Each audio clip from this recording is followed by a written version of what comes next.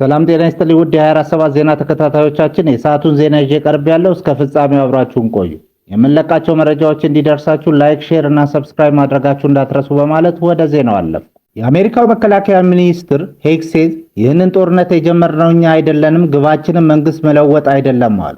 የአሜሪካው መከላከያ ሚኒስትር ፒት ሄግሴዝ በሰጡት መግለጫ አሜሪካና እስራኤል በኢራን ላይ የሰነዘሩት ጥቃት ለአስርተ ዓመታት ለቀጠናው የኢራን የጥላቻ ድርጊት የተሰጠ ምላሽ መሆኑን ገልጸዋል።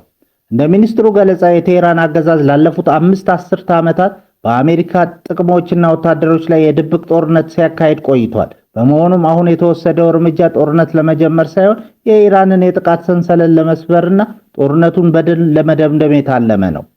ሄግሴዝ የፕሬዝዳንቱ ዶናልድ ትራምፕ ቁርጠኝነትን በማድነቅ አሜሪካ በማንኛውም ቦታ በሚገኙ ዜጎች ላይ ለሚሰነዘር ጥቃት የማያዳግም እርምጃ እንደምትወስድ አስጠንቅቀዋል። በተለይም ኢራን በማታለል የኒውክሌር መሳሪያ ባለቤት ለመሆን የምታደርገውን ጥረት አሜሪካ እንደማትታገስና ቀደም ሲል በሰኔ ወር በተወሰደ እርምጃ የኢራን የኒውክሌር መርሃ ግብር ከባድ ድብደባ እንደደረሰበት ገልጸዋል። ምንም እንኳን ማርኮ ሩቢዮ እና ዴቪድ ኩሽነር የመሰሉ ከፍተኛ ባለስልጣን የዲፕሎማሲ አማራጮችን ቢያቀርቡ ኢራን ግን ውድቅ አድርጋለች ብለዋል። የሚኒስትሩ መግለጫ እንደሚያመለክተው የቋኔው ዋና ዓላማዎች የኢራን የኒውክሌር ተቋማት፣ የሚሳኤል መርሃ ግብርና የባህር ኃይል ናቸው። ሄግሴዝ አክለውም የአሜሪካ ግብ እንደ ኢራቅ አይነት የረጅም ጊዜ ጣልቃ ገብነት ወይም የመንግስት ለውጥ ሳይሆን የተወሰነና ግልጽ ወታደራዊ ዓላማ ያለው ስኬታማ ኦፕሬሽን መሆኑን አረጋግጠዋል። ባለስልጣኑ ለኢራን የጸጥታ አካላት ጠንካራ ማስጠንቀቂያ በመስጠት ለአሜሪካ ወታደሮች ደግሞ ድጋፋቸውን ገልጸዋል።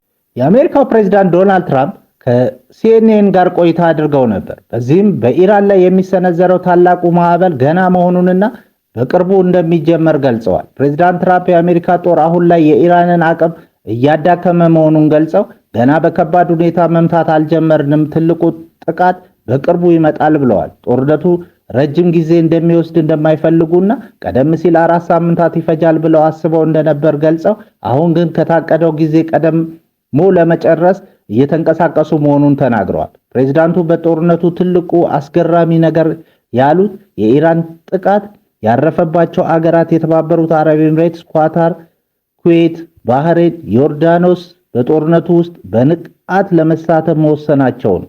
በጣም በጥቂቱ ይሳተፋሉ ብለን ጠብቀን ነበር፣ አሁን ግን በከፍተኛ ሁኔታ ለመሳተፍ ወስነዋል ብለዋል።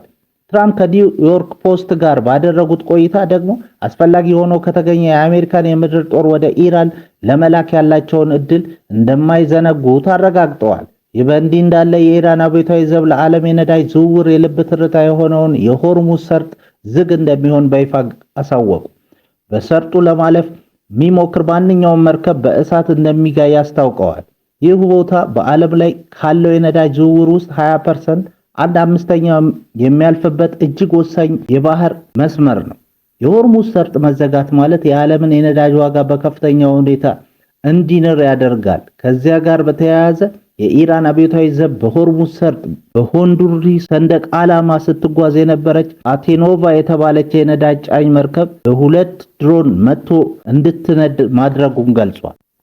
ስፔን የአሜሪካ ጦር ሰፈሮችን ለኢራን ጥቃት እንዳይጠቀሙ አገደች። የስፔን መንግስት ፕሬዝዳንት ዶናልድ ትራምፕ በኢራን ላይ ለጀመሩት ወታደራዊ ጥቃት ስፔን ውስጥ የሚገኙ የአሜሪካ ጦር ሰፈሮች ጥቅም ላይ እንዳይውሉ ማገዷን ኤል ፓይስ ዘገበ። ጠቅላይ ሚኒስትር ፔድሮ ሳንቼዝ የአሜሪካና እስራኤል ጎናዊ ወታደራዊ እርምጃ በጽኑ ኮንነዋል። ይህን ተከትሎ ቦሮታና ሞሮን የጦር ሰፈሮች ሰፍረው የነበሩ 15 የሚሆኑ የአሜሪካ አየር ኃይል ነዳጅ ጫኝ አውሮፕላኖች አካባቢውን ለቀው ወደ ጀርመንና ፈረንሳይ እንዲንቀሳቀሱ ተደርጓል። የስፔን የውጭ ጉዳይ ሚኒስትር ሆሴ ማኑኤል አልባሬስ እንደገለጹት የሀገሪቱ የጦር ሰፈሮች ከዓለም አቀፉ ሕግ እና ከሁለቱ ሀገራት ስምምነት ውጪ ለሆኑ ማንኛውም ጥቃቶች እንዲያገለግሉ አይፈቅድም።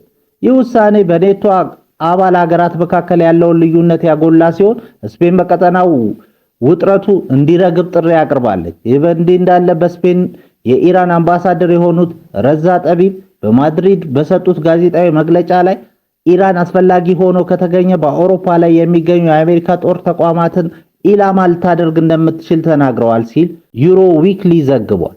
ይህ ማስጠንቀቂያ የተሰማው ስፔን ግዛቷ ላይ የሚገኙ የጋራ የጦር ሰፈሮች በኢራን ላይ ለሚሰነዘሩ ጥቃት እንደማይውሉ መከልከሏን ተከትሎ ነው።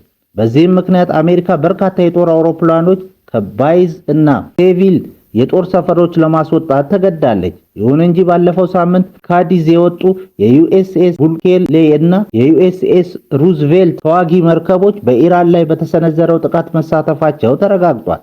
ስፔን በበኩሏ ሊፈጠሩ የሚችሉ ስጋቶችን ለመከላከል የደህንነት ጥበቃ ማጠናከሯ ተገልጿል። በስዊድን ድመቶች ብቻቸውን ቤት መተው ተከለከለ። የስዊድን መንግስት የቤት እንስሳት አያያዝ ደንቦች በማጥበቅ ድመቶች በቀን ውስጥ ረጅም ሰዓታት ብቻቸውን እንዳይውሉ ከለከለ።